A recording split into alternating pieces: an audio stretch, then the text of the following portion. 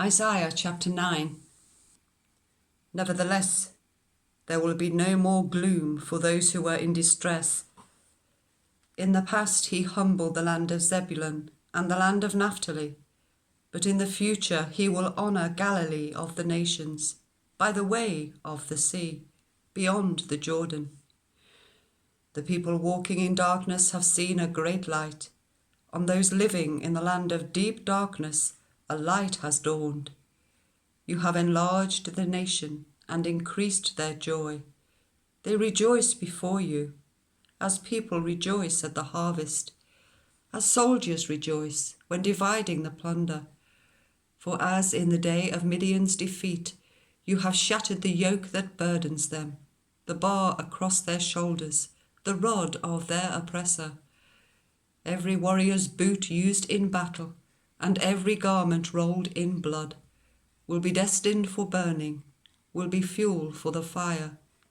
For to us a child is born, to us a son is given, and the government will be on his shoulders, and he will be called Wonderful Counselor, Mighty God, Everlasting Father, Prince of Peace. Of the increase of his government and peace there will be no end. He will reign on David's throne and over his kingdom, establishing and upholding it with justice and righteousness from that time on and forever. The zeal of the Lord Almighty will accomplish this. The Lord has sent a message against Jacob. It will fall on Israel. All the people will know it. Ephraim and the inhabitants of Samaria, who say with pride and arrogance of heart, the bricks have fallen down, but we will rebuild with dressed stone. The fig trees have been felled, but we will replace them with cedars. But if the Lord has strengthened Rezin's foes against them, and has spurred their enemies on, and the Arameans from the east and the Philistines from the west have devoured Israel with open mouth. Yet for all this, his anger is not turned away, his hand is still upraised. But the people have not returned to him who struck them, nor have they sought the Lord Almighty. So the Lord will cut off from Israel both head and tail, both palm branch and reed in a single day. The elders and dignitaries are the head, the prophets who teach lies are the tail. Those who guide this people mislead them, and those who are guided are led astray.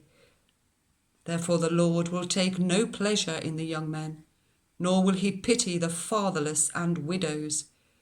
For everyone is ungodly and wicked, every mouth speaks folly. Yet for all this, his anger is not turned away, his hand is still upraised.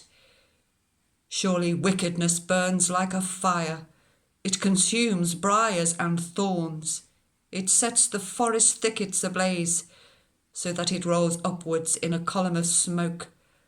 By the wrath of the Lord Almighty the land will be scorched, and the people will be fuel for the fire. They will not spare each other. On the right they will devour, but still be hungry.